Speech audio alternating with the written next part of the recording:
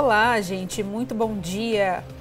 Tudo bem com vocês? Olha só, a Hora do Vale já está no ar. Hoje você vai ver muitas notícias aqui na nossa região. A gente vai fazer a atualização sobre o grave acidente que aconteceu ontem, aconteceu nesta semana passada em Ubatuba. A gente está com um probleminha aqui no nosso TP, que está desatualizado, né? Eu acabei de ver, mas eu vou contar para vocês aqui tudo que a gente vai ter aqui no nosso jornal. Aconteceu, né? Aquele grave atentado no assentamento em Tremembé. É claro que a gente vai falar sobre isso aqui no nosso jornal. É a principal notícia do nosso dia. Também aconteceu um afogamento com morte no nosso litoral norte, né? E a gente vai contar também sobre esse caso.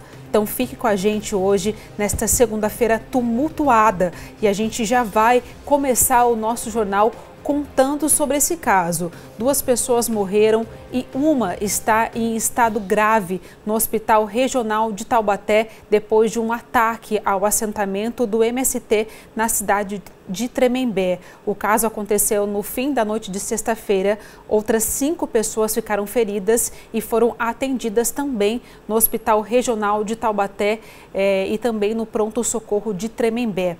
O repórter Gustavo Rosa está no local onde o atentado aconteceu, o assentamento Olga Benário, e fala ao vivo com a gente. Gu, muito bom dia para você. Quais são as atualizações sobre esse caso?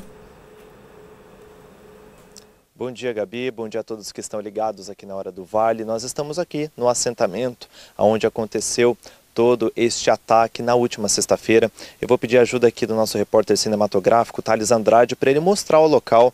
Nós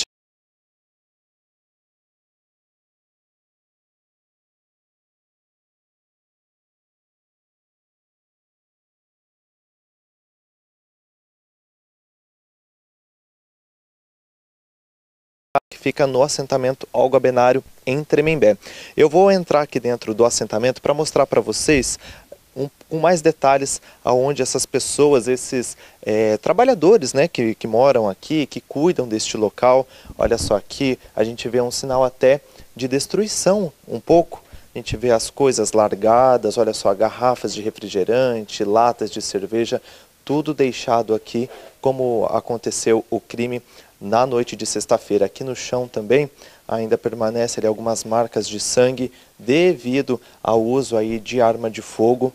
Como eu disse, nós chegamos aqui há pouco, tinha também uma viatura da Polícia Civil monitorando este local, que era uma viatura do DEIC, da Delegacia Especializada de Investigações Criminais de Taubaté, que está trabalhando aí desde as primeiras horas deste crime para poder prender os envolvidos. Em nota, a Secretaria de Segurança Pública disse que a Justiça acatou o pedido de prisão temporária que foi feito pela Polícia Civil contra mais um suspeito envolvido aí neste crime. No sábado mesmo, o conhecido Nero do Piseiro, ele foi preso pela Polícia Civil, de acordo, segundo um decreto de prisão temporária.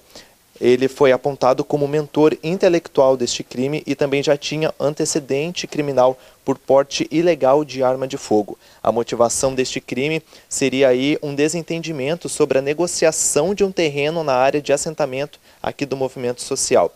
Ele foi reconhecido por algumas testemunhas que viram os criminosos chegando aqui ao local. Só para a gente relembrar um pouco deste crime, que nós estamos na cobertura aqui desde sábado. Esses homens chegaram aqui em vários carros, caminhonetes e até motocicletas e começaram então a disparar contra as pessoas que estavam neste local. Quando nós chegamos aqui, eu disse que a Polícia Civil estava aqui no local, investigando, fazendo ainda algumas análises da cena deixada aqui, e eles ressaltaram algo muito importante, que foi essa placa que está aqui do meu lado, do INCRA, que é o Instituto Nacional de Colonização e Reforma Agrária. Eles disseram que isso é muito importante para poder identificar e mostrar que o local é autorizado. Eles até falaram para a gente filmar essa placa aqui, deixar bem evidente, porque pode ser que novamente os criminosos voltem aqui ao local e alterem aqui a cena do crime. No sábado mesmo, a nossa equipe, o Daniel Barbosa e o nosso cinegrafista, o Claudinei Salles, estiveram aqui no local e mostraram como estava assim, a cena do crime. horas após o crime ter acontecido. E a gente confere na reportagem agora. A expressão era de dor e revolta no velório das vítimas do atentado no assentamento Olga Benário, em Tremembé.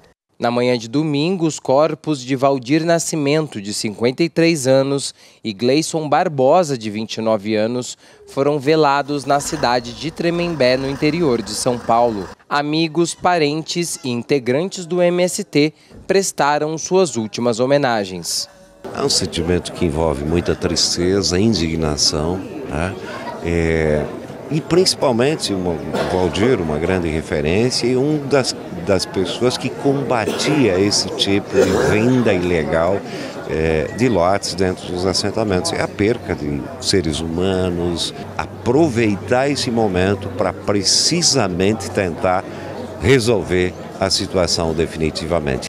Líderes do Movimento dos Trabalhadores Sem Terra participaram das homenagens. Um dos representantes acredita que o ataque aos moradores do assentamento Olga Benário não foi um caso isolado. A especulação imobiliária tende a querer avançar, adentrar para esses territórios como mais um espaço de valorização do capital. Então, no primeiro momento, eles tentam invadir as áreas de preservação ambiental.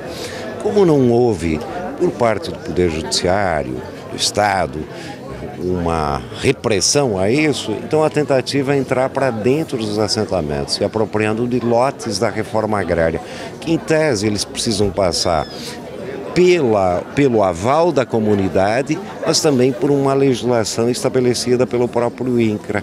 E isso não é respeitado. Quando a comunidade reage exigindo o cumprimento da lei, como foi o caso do assentamento Olga, aconteceu o que aconteceu aqui, infelizmente. A pedido do presidente Lula, o ministro do Desenvolvimento Social e Agrário, Paulo Teixeira, também esteve aqui em Tremembé prestando a sua solidariedade às vítimas e ressaltou que as polícias civil e federal atuarão juntas para a investigação do crime. Se espera aqui hoje uma atuação da polícia muito forte no sentido do esclarecimento da autoria do crime, dos seus mandantes, para que a sociedade possa ter clareza do que aconteceu. Ao mesmo tempo, nós queremos segurança para os assentados, né? Eu, nessa oportunidade, também vou conversar com o governo do estado para garantir a segurança dos assentados. O que nós vamos é reforçar essa presença do ponto de vista das políticas públicas de reforma agrária, que estão todas prontas, e ao mesmo tempo fazer com que tenha também esse componente de segurança. O ataque às famílias aconteceu por volta das 11 horas da noite da última sexta-feira. Segundo testemunhas, homens invadiram a comunidade com motos e carros e dispararam contra as famílias. No confronto, 2 pessoas morreram e pelo menos 6 ficaram feridas. No sábado à tarde, as buscas aos suspeitos levaram a polícia ao homem de 41 anos, suspeito de chefiar a invasão. Em uma coletiva de imprensa, o delegado seccional de Taubaté explicou que os moradores do assentamento reconheceram o suspeito. Na delegacia, ele confessou o crime. A polícia agora busca pelos outros integrantes do grupo que atacou o assentamento Olga Benário em Tremembé. Agora a gente vai conversar ao vivo pela internet com o coordenador nacional do MST, o Gilmar Mauro, para entender um pouco mais, sobre esse assentamento Olga Benário de Tremembé. Vamos lá? Muito obrigada, por conversar com a gente, pela sua disponibilidade. Eu imagino que tenha sido um final de semana de muita tristeza e de muita angústia para todos vocês, Muito bom dia. Bom dia, Gabriela. Bom dia a todos os telespectadores e ouvintes. Foi sim, triste para nós e para todo mundo o episódio gravíssimo que assistimos, infelizmente, como alguma coisa quase anunciada, fruto do desleixo, inclusive, em relação aos lotes de assentamento e à reforma agrária aqui no Vale do Paraíba. Mar, quando o senhor fala em assentamento, para que as pessoas possam também entender o que é assentamento, O que seria lotes, assentamentos, principalmente esse que é regularizado pelo INCRA? Como que funcionam essas famílias que vivem nesses locais? O assentamento já é um processo legalizado, reconhecido pelo INCRA, pelo governo federal, onde cada família recebe uma parcela de lote para a produção. Então é uma situação regular e, portanto, existe dentro daquele assentamento algabenário 45 famílias que estão regularizadas.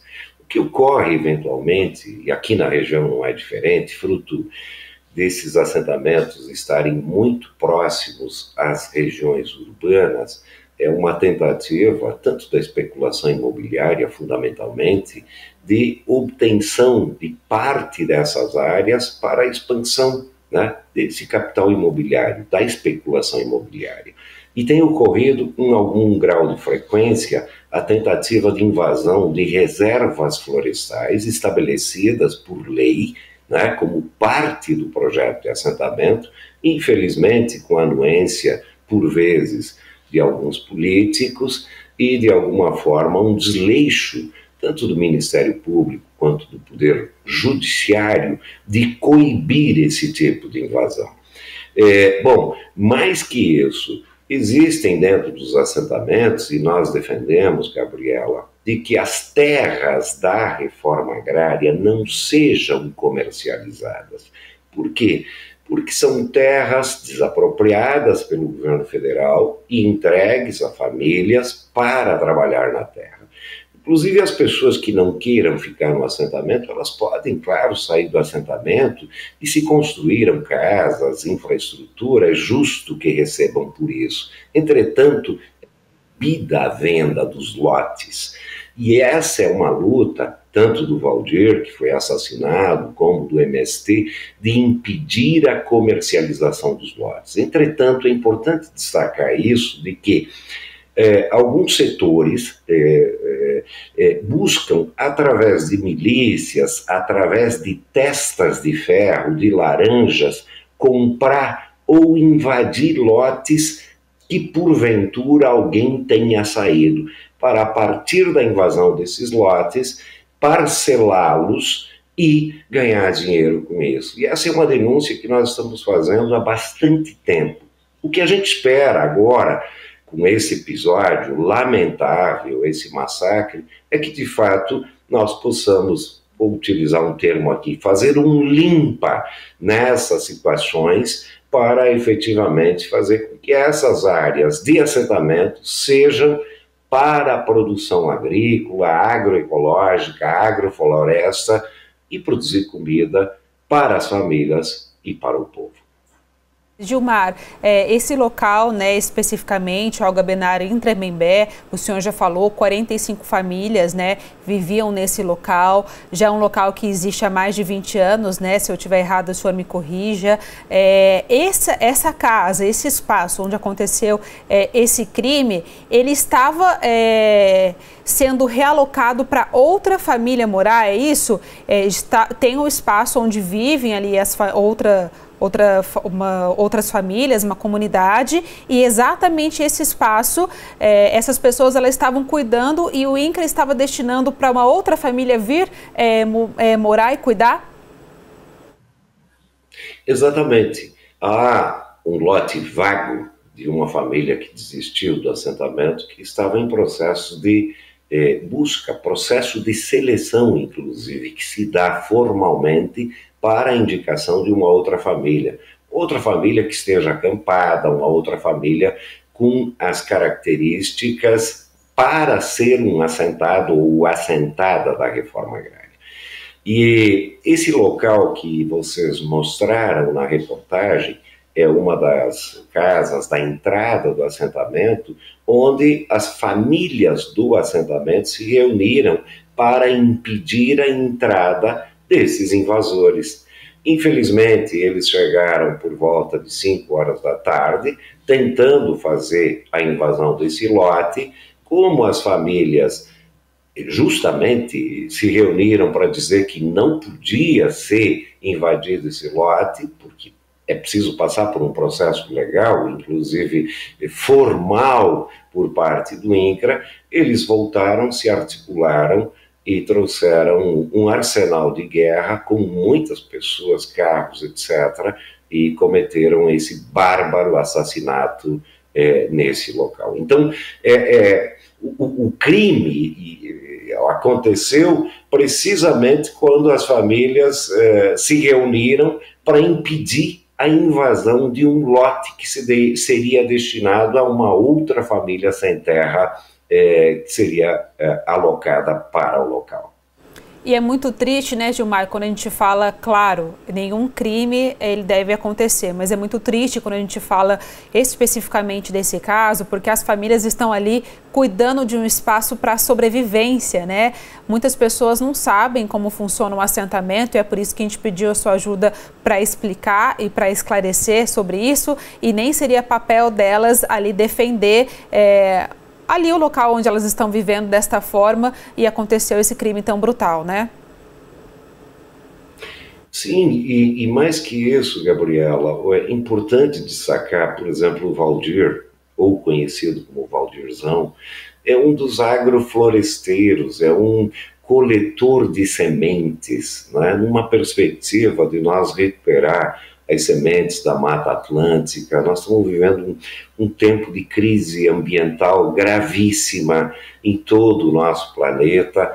Há o indicativo, orientação do nosso MST para todos os assentamentos do Brasil, de trabalharmos numa perspectiva de reflorestar. Inclusive nós temos uma campanha de reflorestar 100 milhões de árvores em 10 anos, já estamos atingindo 50 milhões de árvores esse ano, e o Valdir era um dos responsáveis por coletas de sementes.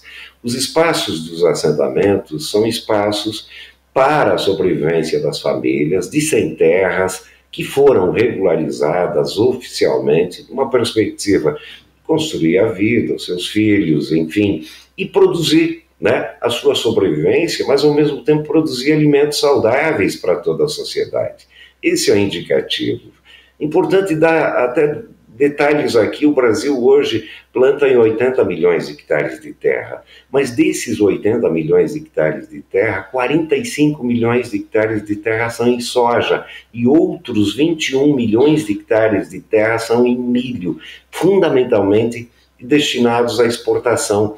Restam 14 milhões de hectares de terra para a produção de mandioca, batata, feijão, arroz, que são os alimentos utilizados pelo povo brasileiro.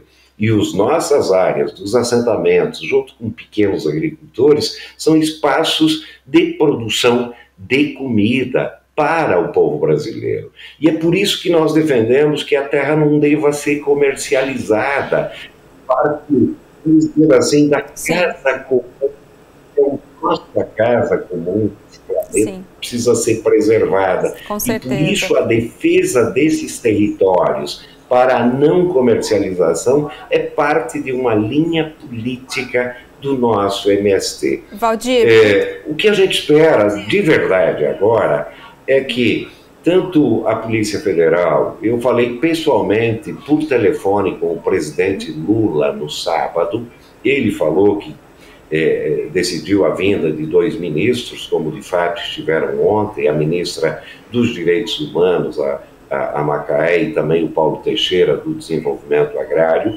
e a Polícia Federal, que juntamente com a Polícia Civil e as forças de segurança devem fazer as investigações, não só para punir quem fez, efetivamente precisa ser punido, mas para ver quais são os mandantes, porque há interesses econômicos por trás dessas mortes que precisam ser investigados e punidos. Com certeza, a gente espera, Gilmar, que com certeza esse crime seja investigado e punido. Muito obrigada pela sua participação, viu?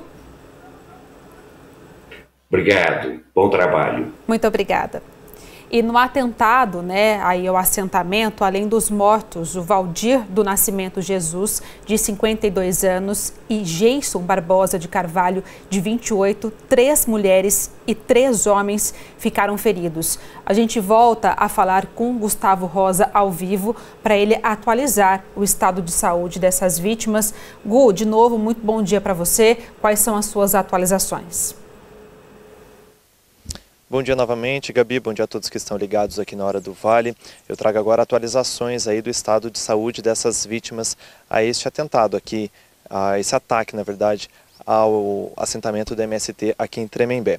Olha só, como você disse, foram 2 mortos e 6 pessoas internadas. Dessas 6 pessoas, 1 ainda continua internado em estado grave no Hospital Regional de Taubaté e outra vítima já recebeu alta hospitalar. Essas informações que nós temos é do líder do MST aqui de Tremembé, o Altamir. Nós estamos aguardando a chegada dele aqui ao local, ele vai falar conosco novamente para poder passar mais atualizações referente até uma reunião com o Ministério que acontece hoje e também com a Polícia Federal. Ele disse que esta reunião deve acontecer no período da tarde para resolver então as questões aí de segurança às pessoas que habitam nestes assentamentos do MST. Eu volto com você no estúdio.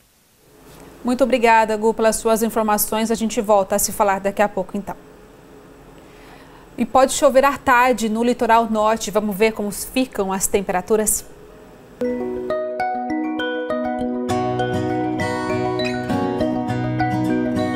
Em Ubatuba, a tarde será de tempo encoberto e com previsão de chuva forte. A máxima fica em torno dos 25 graus. Em Caraguatatuba, mesma condição de tempo e máxima de 26.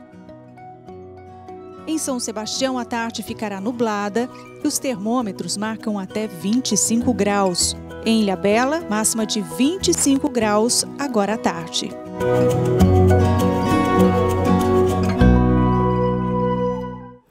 Mais um caso de afogamento foi registrado no litoral norte de São Paulo, dessa vez com vítima fatal. Um jovem de 24 anos desapareceu no mar da praia de Maresias, em São Sebastião, na sexta-feira. A gente vai conversar por internet agora com um bombeiro responsável por esta ocorrência. A gente está aqui com ele. Quem que é? Não é essa? Não temos aqui a pessoa. Tiago, é o Tiago, é isso? Não é a pessoa que nós temos aqui. Peraí que tivemos um problema aqui, não é o responsável por esta ocorrência. Mas agora a gente tem, gente, aqui o balanço dos casos de afogamento. Vamos para o intervalo. A gente está com um problema aqui com o nosso entrevistado. A gente vai organizar aqui nossa casa, daqui a pouquinho a gente volta, tá bom?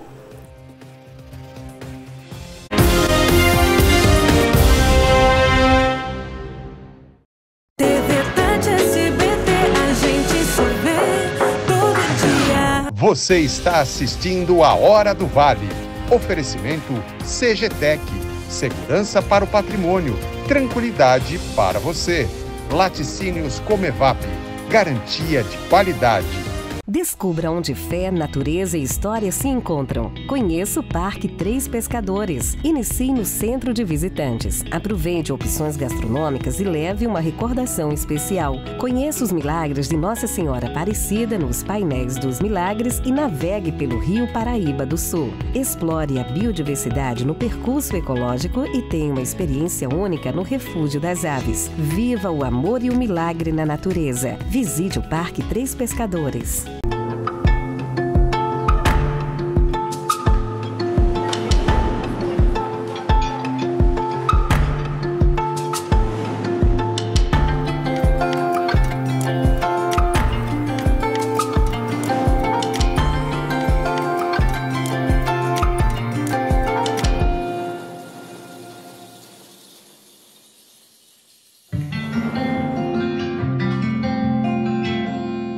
O futuro da medicina começa agora em Joinville.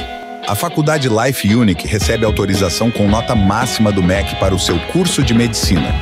Uma formação completa, com corpo docente qualificado e infraestrutura de ponta. preparando você para os desafios do mercado.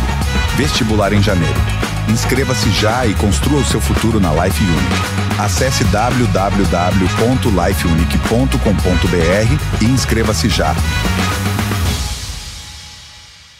Se o seu dia está menos interessante, experimente mais. As coisas estão esquentando. Diversão. Tensão. Aventura. Cuidado! Não se preocupe, também somos super-heróis. Onde? No Mais Cinema. Mais SBT. É streaming, é TV, é grátis. Baixe ou acesse e aproveite. Professores transformam vidas. Mas você já parou para pensar quantas pessoas cada professor ajuda a formar? Veja o professor Osmar, em 56 anos de carreira, ajudou a formar mais de 10 mil estudantes. Será que ele tem noção disso? Para homenagear e mostrar a importância do trabalho dos professores, lotamos um grande teatro. Cada pessoa aqui representa um dos alunos que seu Osmar inspirou. Inclusive eu, que fui sua aluna. Muito obrigada, professor. Para que os professores continuem inspirando os nossos estudantes, o governo federal oferece cursos de atualização, aperfeiçoamento, especialização e formação de professores. Conheçam os cursos em gov.br/MEC. Fé no Brasil. A gente está no certo. Ministério da Educação, Brasil, União e Reconstrução.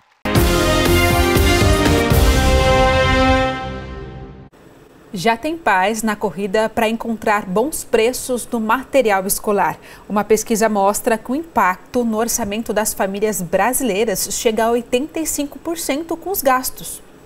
A Fabi tem 2 filhas e todo começo de ano ela se planeja para tentar equilibrar as contas de casa. E é claro que a compra do material escolar das meninas entra no cálculo. O brasileiro não desiste nunca, né? Então a gente está sempre tendo que se reinventar e criar formatos diferentes. O que eu sempre faço é separar um pedaço do 13º ou do bônus, que a minha família, né, eu e meu marido temos, para já organizar essas contas de início de ano. A lista de material é sempre uma festa aqui em casa, né? As meninas adoram, porque sempre querem os temas da época, o que é modinha, né? Nem sempre está dentro do orçamento, mas a gente tenta fazer da melhor forma. E como não tem como fugir, na hora de comprar, a Fabi tem suas estratégias. Então, aqui em casa, eu criei o dia do material escolar. A gente vai para uma loja de departamento onde tenha material escolar para que elas escolham, cada uma ganha uma verba e elas escolhem o que elas querem. Mas com a consciência de que acabou o dinheirinho que elas têm, acabou, não tem mais nada que eu possa fazer. E aqui em casa, a gente é adepto da economia circular, né? Nós trabalhamos muito com desapego. Eu entro em sebos, a gente faz esse trabalho para configurar a economia e conseguir otimizar os valores para que dê para comprar tudo para todo mundo, né? Hoje a gente tem a facilidade do online, né? Com a pandemia isso ficou muito mais fácil para a gente e usual, né? Então eu faço toda a pesquisa online, eu busco tudo online, mas eu adoro ir nas compras presenciais e elas também. Então vira festa, é o momento do material escolar daqui de casa. De acordo com uma pesquisa, a compra do material escolar comprometeu o orçamento de cerca de 85% das famílias brasileiras. O aumento do material escolar em 2025 pode chegar até 9%. E para dar conta de todos esses gastos, a maioria das famílias pretende optar pelo parcelamento. Para esse economista, dividir o valor das compras pode ser uma boa opção em caso de juros baixos. O parcelamento, na maioria das vezes, é por necessidade. As famílias não têm o valor para poder pagar à vista e aí, pela necessidade, acaba parcelando. Tá certo? E toda vez que eu estou parcelando uma dívida, os juros estão embutidos, com toda certeza. Tudo depende da taxa de juros que está sendo praticada, do desconto oferecido para se pagar à vista e também do conhecimento que a pessoa tem para poder aplicar esse valor, caso ela tenha, para não pagar à vista e sim multiplicar o valor para pagar mais para frente. Nessa loja de papelaria e utilidades, o movimento está grande desde o final do ano passado. E para ajudar os pais na compra dos materiais, o pagamento está sendo facilitado. Olha, é importante sim o parcelamento, porque é uma época complicada para todo mundo, né, janeiro, e a gente entende que é preciso dar essa facilitada, porque a lista escolar, como você disse, é algo que pesa assim no orçamento. Então a loja parcela aqui, a gente tem parcelamento até em 8 vezes sem juros, né? Então nos cartões, no cartão Armarinhos Fernando, no cartão normal até 3 vezes sem juros. Pesquisar preços e diferentes marcas também pode ajudar os pais a gastar menos. A loja ela é referência em papelaria, então a gente costuma atender todos os públicos, né? Tendo desde o cliente que procura os produtos com as marcas melhores até daquele que procura o custo-benefício melhor. Então a variedade é muito importante para a gente estar atendendo ambas as pessoas, ambos os clientes. Apesar de todos os artifícios para driblar os excessos, a principal dica é lembrar que sempre haverá um novo janeiro e com os mesmos gastos. Então uma dica que a gente dá é para que todo mundo saiba que os janeiros acontecem uma vez por ano. E ela não pode esperar o janeiro acontecer para daí correr atrás. E agora, o que nós vamos fazer? Então já que vai parcelar agora pela necessidade, daqui uns 3 ou 4 meses, terminou essas parcelas. Então por que não pensar já no janeiro do ano que vem? E já que eu estou desembolsando um certo valor de, sei lá, até de janeiro até abril, por exemplo, de maio para frente, vou pegar uma parte desse valor, quem sabe 50% desse valor, e ir investindo. Eu vou ter de 8 a 9 depósitos durante até dezembro, agregando os juros, para que quando chegar janeiro do ano que vem, esse aperto não seja mais sentido da mesma forma, né? Eu já tenho até um valor montado, quem sabe, para poder pagar à vista. Ótima dica, né? É uma tentação mesmo para a criançada com tantas marcas, né? E os pais precisam ter muito jogo de cintura. Olha só, a gente volta a falar ao vivo com Gustavo Rosa, direto de Tremembé, com mais informações, né, sobre o assentamento do MST e o caso que a gente já está falando desde o início do jornal. Gu, o que você tem de novidade aí de Tremembé? Novamente, bom dia, Gabi, bom dia a todos ligados aqui na Hora do Vale. Agora eu converso com o Altamir Bastos, que é o líder do MST regional aqui do Vale do Paraíba. Agradeço pela sua entrevista. O Altamir acabou de chegar aqui também para poder falar com a gente. Para a gente começar então atualizando o estado de saúde, como que está o pessoal internado, a gente sabe que tem um paciente em coma também. Bom dia. Nós, além das 2 vítimas, né, fatais que tiveram, né, que foram, na verdade, executadas, né, porque elas levaram vários tiros, né, tanto na cabeça e mesmo depois de mortas, né, elas continuaram levando tiro, né. E daí, no caso, nós temos uma vítima em estado grave ainda, né, em coma induzido. Ontem ela veio passar por cirurgia. Tem um outro irmão dela, dessa pessoa que ainda está em quadro estável, tranquilo. E também temos 2 companheiras, mãe e filha, né, que estão passando por cirurgia hoje, né, para meio que reconstituir um pouco o pé, a mão, né, que foram atingidas nessa parte, né. E daí a maior expectativa nossa é em relação a esse menino, né, que tá em coma induzido, né, porque ele também está com a bala no cérebro, né, então a gente não sabe como vai ser o futuro dele, né. E hoje deve acontecer uma reunião entre o governo federal, entre o Ministério do Governo Federal e também a Polícia Federal para discutir a segurança nos assentamentos. O que vocês aguardam nessa reunião?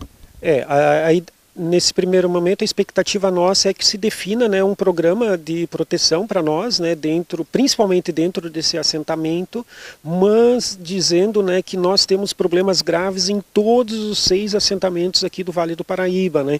O ano passado ocorreu assassinato também por parte de companheiros do assentamento lá em Lagoinha. Nós tivemos uma casa queimada no assentamento Macuco, na estrada do Macuco, aqui em Taubaté. Então, assim, invasões, né, de áreas de proteção ambiental, de reserva legal, de áreas sociais, e geralmente essas invasões, na sua maioria, são feitas por criminosos, né. Então nós queremos discutir isso também com a Polícia Federal, com todos os ministérios envolvidos, que são ligados diretamente aos assentamentos da reforma agrária, né. Altamir, esse terreno, essa propriedade aqui no assentamento Água Benário, não estava sendo habitado, mas tinham pessoas que estavam protegendo este local. Só para a gente recapitular, para o pessoal que está ligando a televisão agora, ligado aqui na Hora do Vale, só para entenderem o que aconteceu por aqui. A antiga proprietária do lote, ela se mudou para a cidade, né, por problemas de saúde. Então, isso já faz mais de 3 anos, né? Então o lote literalmente estava abandonado, e tanto que o técnico do INCRA veio aqui e constatou isso e fez um laudo, né? Então esse laudo está em posse do INCRA e tem um trâmite que é feito, então o INCRA estava retomando o lote para ele, para depois designar para uma outra família, né? Então, como esses oportunistas e criminosos, né, vendo isso, né, que o lote não tinha ninguém, eles quiseram vir aqui invadir esse lote, né? Então a comunidade assentada, vendo que isso iria acontecer, veio para cá fazer uma vigília para evitar, né, a invasão do lote, né? Só que não tinha essa expectativa, né, essa previsão de que os caras viriam totalmente armados, né?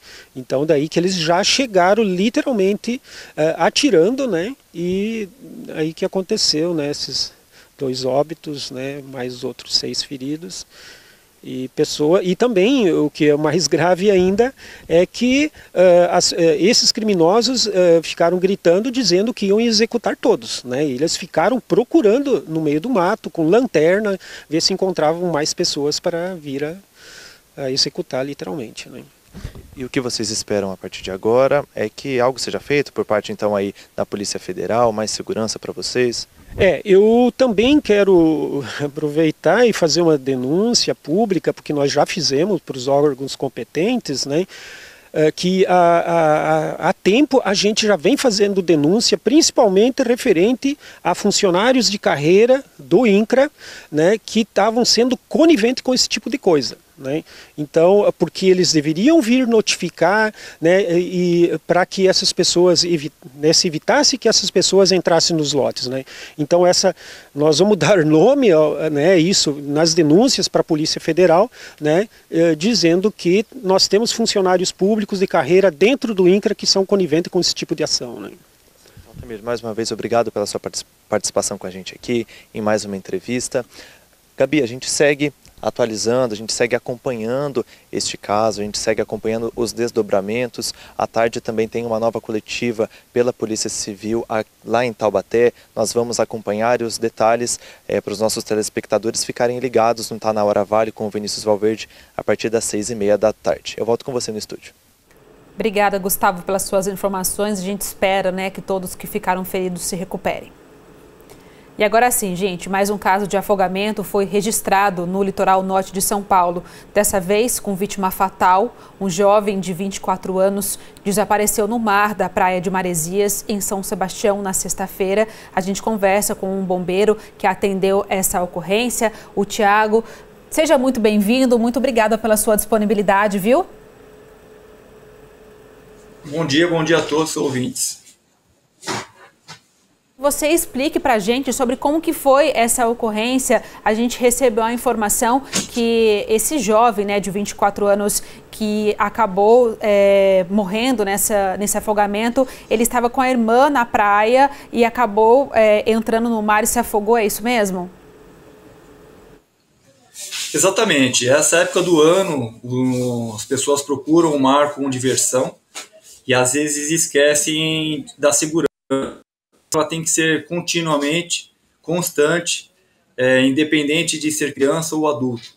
Esse rapaz, ele estava frequentando, ele é morador aqui do bairro de Maresias, ele era conhecedor, inclusive, do local onde ele estava, porém, ele, em determinado momento, teve um mal súbito, onde ele veio a perder a consciência e a falta de supervisão dele acarretou no afogamento de vítima fatal.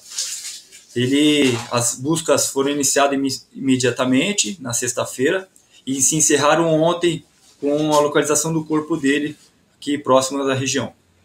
E o corpo dele foi encontrado, inclusive, por uma pessoa que estava num barco, foi uma pessoa numa embarcação que localizou o corpo e chamou vocês? Como foi essa localização?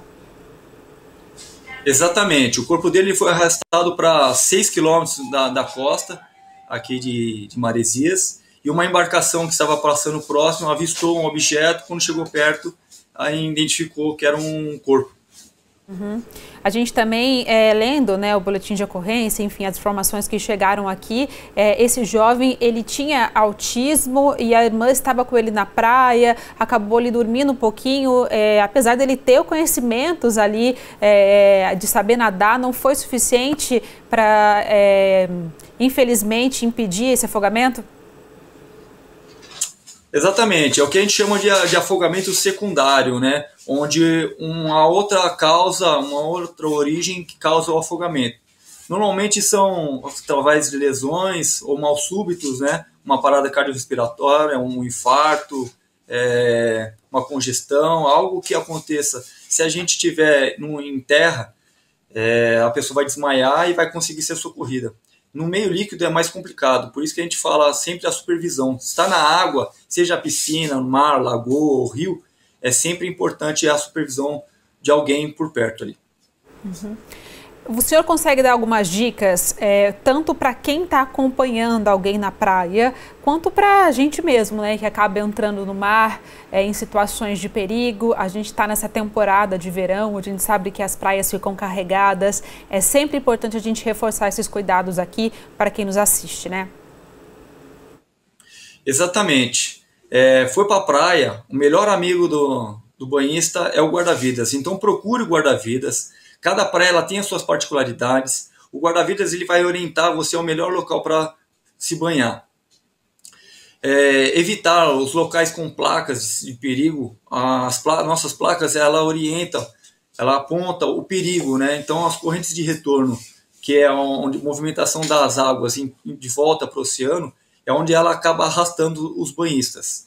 Então evite esses lugares. Costeiras também tornam um local bastante atrativo para as pessoas, só que as pedras são escorregadias e levam a pessoa a cair no mar e venha se afogar. As crianças, a supervisão tem que ser constante. Não é porque tem a presença do guarda-vidas ali que a gente pode largar a criança na praia sozinho. Com certeza. Tiago, muito obrigada pelas suas informações. A gente espera um verão tranquilo e com menos ocorrências, viu? Muito obrigada. Eu que agradeço a oportunidade aqui de expor o nosso trabalho e levar segurança para as pessoas. Com certeza. Olha só, gente, vamos aproveitar que a gente está falando de afogamentos e ver os dados aí no nosso litoral, em todo o litoral norte, tá bom? Desde o início de dezembro até o fim desta semana. A gente está vendo aqui no nosso telão, olha só, então salvamentos em dezembro, né? Foram 15 casos de salvamentos em Caraguatatuba e em janeiro foram 5. Mortes, nenhuma morte, tanto em dezembro quanto em janeiro. A gente tem a próxima cidade em Ubatuba, salvamentos, muitos, hein? Em dezembro, 95, em janeiro já foram 72. Nenhuma morte também, tanto em dezembro quanto em janeiro. São Sebastião, salvamentos, 140 em dezembro e em janeiro 72 salvamentos. Mortes, infelizmente, 2 mortes já em dezembro e em janeiro nenhuma morte em São Sebastião. Acho que deve atualizar, né, essa morte que aconteceu em São Sebastião. Deve atualizar logo mais. A gente tem Ilhabela, é a cidade com menos casos, né? Salvamentos. Dezembro foram 7, janeiro 7 também, mortes nenhuma, tanto em dezembro quanto em janeiro. A gente está de olho aí nesses casos, atualizando o tempo todo para vocês, tá bom? Agora a gente vai para um rápido intervalo e daqui a pouco a gente volta com mais notícias.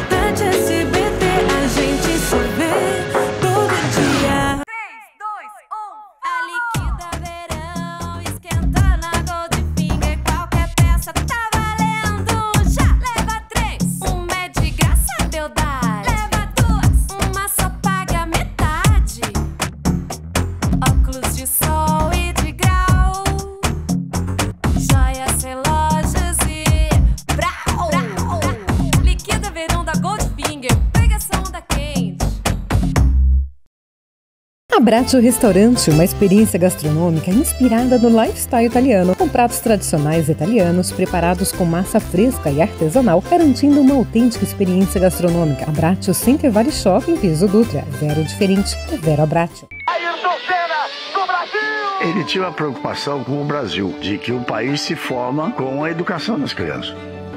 E desse sonho nasce o Instituto Ayrton Senna. Nesses 30 anos, foram mais de 36 milhões de atendimentos a crianças e jovens em mais de 3.000 cidades do Brasil. Instituto Ayrton Senna, transformando vidas através da educação.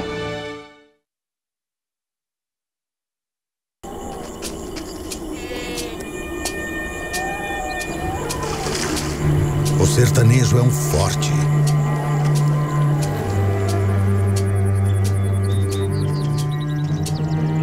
Mas até os fortes precisam de amigos.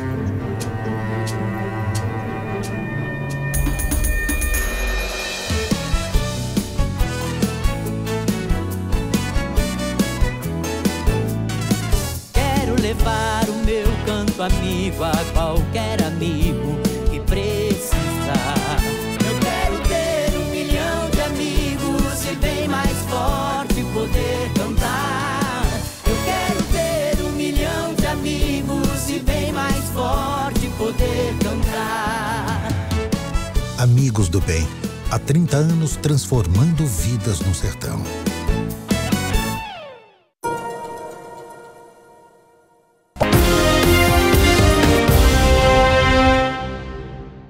A Receita Federal começou a monitorar transferências bancárias acima de R$5 mil.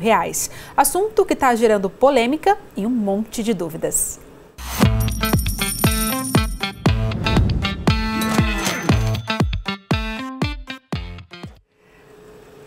Luciane Quedo já está aqui comigo. Lu, seja muito bem-vinda, bom dia. Muito bom dia, Gabi, é um prazer estar aqui. Lu, que dúvidas, hein? Eu falei um monte de dúvidas porque é um monte mesmo. Que história é essa? Sim, foi um auê na semana passada, reverberou nas redes sociais. É isso mesmo? A Receita vai acompanhar os PIX acima de R$5 mil para pessoa física? Sim, é isso mesmo. E não só para pessoa física, isso também vai alcançar as pessoas jurídicas, ou seja, as empresas com movimentações no PIX acima de R$15 mil, mas não é só o PIX, Gabi. Também vai monitorar DOCs, TEDs, saques. É mesmo, Lu? Exatamente. Mas vai monitorar assim, tipo, vai mandar, a gente vai ter que declarar isso na nossa, ali na Receita Federal, né? Quando a gente faz a nossa declaração do imposto de renda, a gente, pessoa física, e o banco ali também vai ter que mandar para a Receita Federal. Como que é? Me conta. Sim, na verdade, a grande obrigação é para as instituições financeiras. Os bancos tradicionais já faziam esse acerto com a Receita, mas os bancos digitais ou operadoras de cartão ainda não faziam. Então, não eram obrigadas a fazer. Então, essa obrigatoriedade agora é para as instituições financeiras que no final do mês terão que reportar à Receita tudo aquilo que foi movimentado com esses valores, acima de R$5 mil para pessoa física e acima de R$15 mil para pessoa jurídica. Isso vale para o que sai da nossa conta e também para o que entra na nossa conta. E é importante lembrar que trata-se do valor global. Então, não é só aquele PIX individual. Eu vou fazer vários PIX que fiquem abaixo desse montante e estarei isento. Não, é o valor global, é a somatória de tudo que foi aí movimentado na sua conta. Vamos supor assim, Lu, eu tenho uma conta PJ e uma conta ali de pessoa física, né? Então eu faço, por exemplo, eu tenho ali eu faço alguma movimentação dessa conta uma para outra. Eu também vou ter que colocar isso? Eu tenho mais de R$5 mil por mês, né? Sim. Eu vou ter que declarar isso? Na verdade, não é você que declara, né, Gabi? A instituição vai informar sim, inclusive transferências entre mesma titularidade. É uma conta minha num banco e outra conta minha em outro banco. Se eu ficar movimentando via PIX, isso sim vai ser notificado. Por que que não é a pessoa física que vai declarar nada nesse momento? Aí a gente tem que tomar cuidado, porque os golpes já começaram. Enquanto a gente está trabalhando, os golpistas estão aí pensando em novas formas de fazer aí, né, como fazer dinheiro fácil. Então a gente tem que tomar cuidado, porque o acerto, ele é feito anualmente com o leão na declaração de imposto de renda. Então, quando a gente faz aquela declaração de ajuste, essas movimentações, inclusive, já aparecerão lá na declaração pré-preenchida.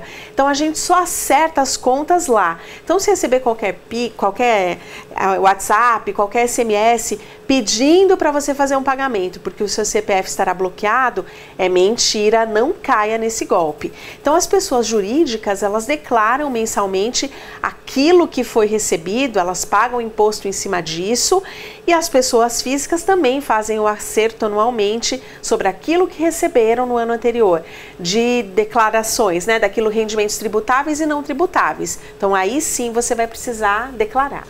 Eu tô vendo também muitas pessoas já, algumas empresas, né, algumas lojas já rejeitando o Pix, porque com medo de ter alguma tributação maior. Mas isso não vai acontecer, não existe tributação nenhuma, né, Lu? Não existe nenhuma tributação adicional, é só aquelas que a gente já pagava. E então a gente tem que tomar cuidado em que sentido? O profissional autônomo, o microempresário, que às vezes tem movimentações atípicas em sua conta corrente, então esse vai ter que ter uma gestão financeira muito mais cuidadosa. Às vezes é dinheiro de cliente para compra de material. É muito comum, por exemplo, advogados que recebem um valor maior, mas que aquele valor não é dele, isso vai para o cliente. Então a documentação, a gestão financeira terá que ser mais apurada. E como eu falei, né, Gabi, às vezes a gente vai querer evitar, não vou pagar no Pix, vou sacar e pagar em dinheiro, saquei da minha conta, vai ter o mesmo efeito. Sim, eu acho que essa mudança, ela é mais para controle mesmo, né?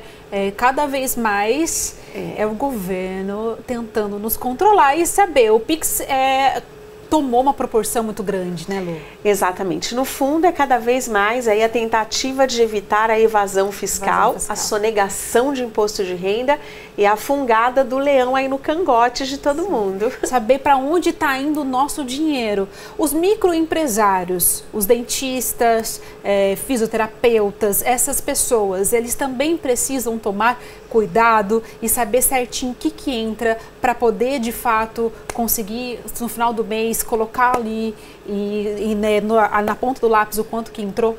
Sim, eles precisam, Gabi, especialmente aí em relação àquilo que entra com nota fiscal e aquilo que entra sem.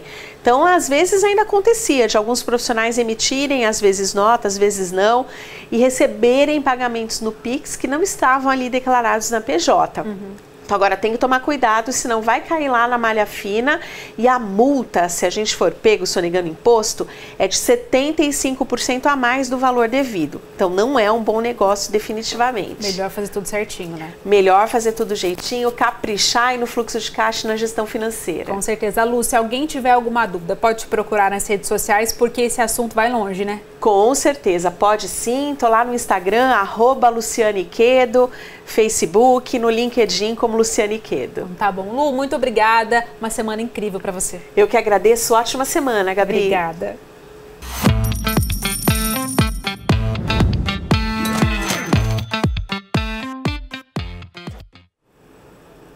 Mais uma parada na hora do Vale. Daqui a pouco tem oportunidades de emprego e a previsão do tempo para o Vale e para a Serra da Mantiqueira. Não saia daí, nós já voltamos.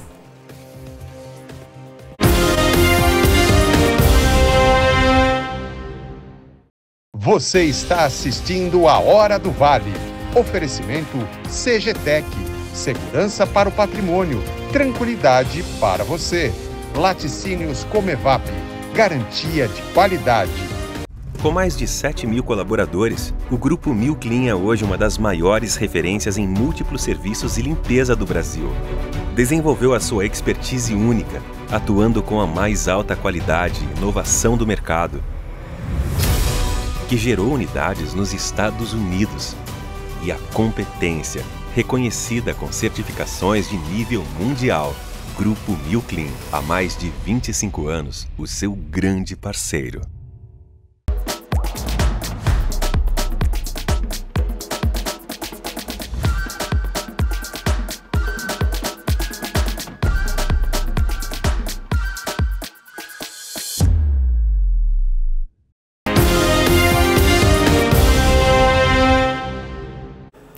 Hora de falar de vagas de emprego para pessoas com deficiência no Litoral Norte.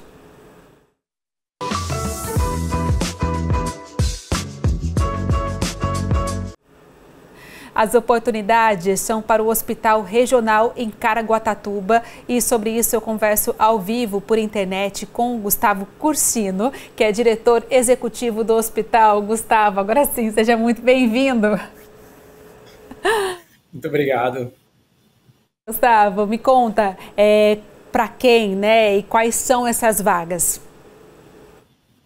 Então, são 45 cargos que a gente está abrindo, sendo que 43 é para portadores de deficiências.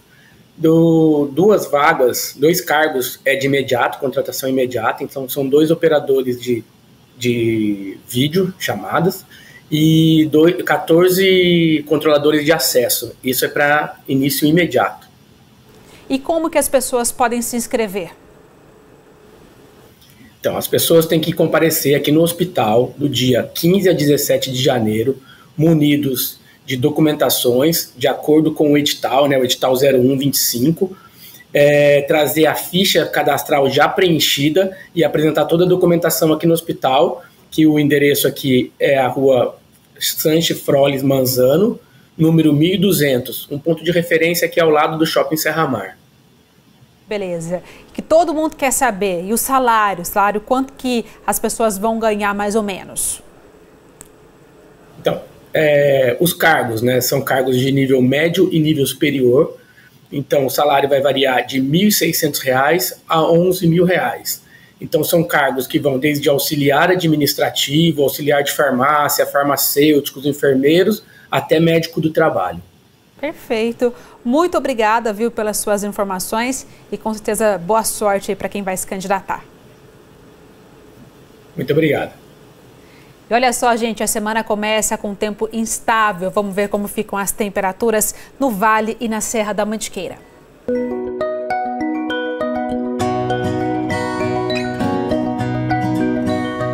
Em São José dos Campos, o sol aparece entre nuvens e a máxima pode chegar aos 30 graus. Em Taubaté, mesma condição de tempo e 30 graus de máxima também. Em Guaratinguetá, 30 graus hoje e com pancadas de chuva à noite. E na Serra da Mantiqueira, 21 graus de máxima em Campos do Jordão.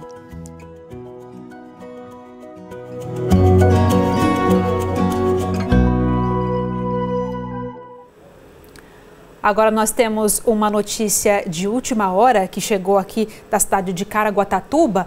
Nós temos um roubo de uma joalheria. Eu estou aqui esperando aqui a nossa atualização. Nós temos aqui as imagens para atualizar para você. É o seguinte, um homem assaltou uma joalheria no último sábado no centro de Caraguatatuba, mas teve uma surpresa, gente, na hora da fuga. O criminoso ele foi detido por um pedestre que passava pelo local. Com técnicas de jiu-jitsu, o homem, olha só, gente, o homem de verde mobilizou o bandido, né?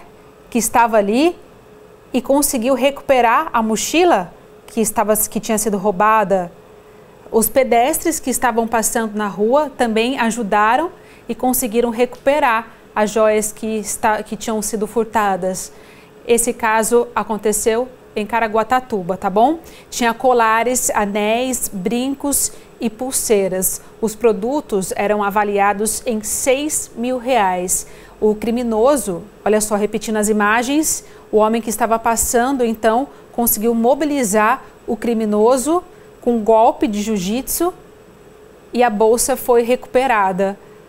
Aí nas imagens vocês estão vendo, um guarda civil, ele chegou logo em seguida e conseguiu prender o criminoso que tinha acabado de cometer esse crime nessa joalheria. Esse criminoso, ele chegou a ser atendido numa unidade de pronto atendimento de Caraguatatuba e depois ele foi levado, né, para a delegacia de polícia da cidade, onde confessou o assalto. A imagem é impressionante, né? Ainda bem que tem pessoas aí do bem que conseguem fazer isso, mas a gente não recomenda, né? Que você reaja a um assalto ou que você faça um golpe, como a gente acabou de ver nas imagens.